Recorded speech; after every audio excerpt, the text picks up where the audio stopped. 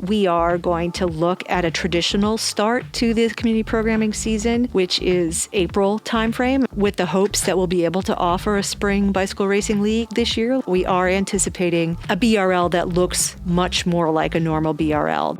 Women's Wednesdays is going to lead into something new and exciting in 2021, which is a women's weekend. We're going to do a 2-day weekend at the beginning of the season and put on a weekend that ideally gets more women to actually show up and race bikes.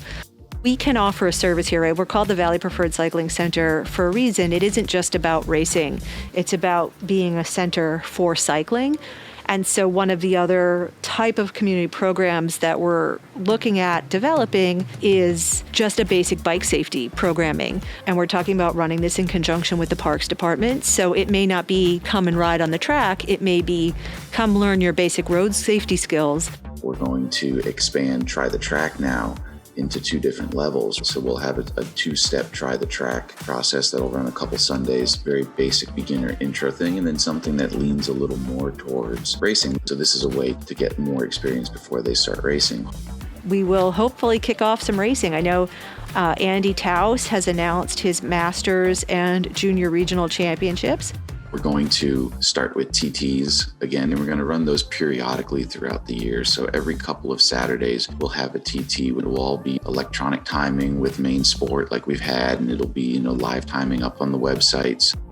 With the very first weekend it's going to be a TT, and it's going to butt up to this new round robin sprint tournament. They're actually going to alternate in on Tuesdays to give our visiting sprinters and our local sprinters and athlete chance to really challenge themselves and do something a little different. This departure from our traditional Friday night schedule, June is usually our traditional UCI month. We're in a repeat Olympic year. That factors into the thinking. The potential for international travel restrictions to still be in place. And so we are pivoting our traditional schedule a little bit. We will have racing on Friday nights in June, fingers crossed, to see the aforementioned caveat about COVID. But we are planning on Friday night racing kicking off in June as normal, but not leading off with our UCI block. We want racing that has fans in the stands. Let's just run our UCI events the same time as the games. And so that is our plan for 2021, is that we're going to go the same 3 weekends as the Olympics, and we'll just run our biggest events then. I really like the name that we've come up with for the series. We're going to call it the T-Town Summer Games. There are a whole lot of athletes in the 2024 pipeline that I think we will see here because their federations still need them developing, and this is a great place for those athletes. That really takes us into September, where we are looking at having Masters Nationals, which was supposed to be here last summer, is going to be here this fall, and then we'll run a Fall VeloFest.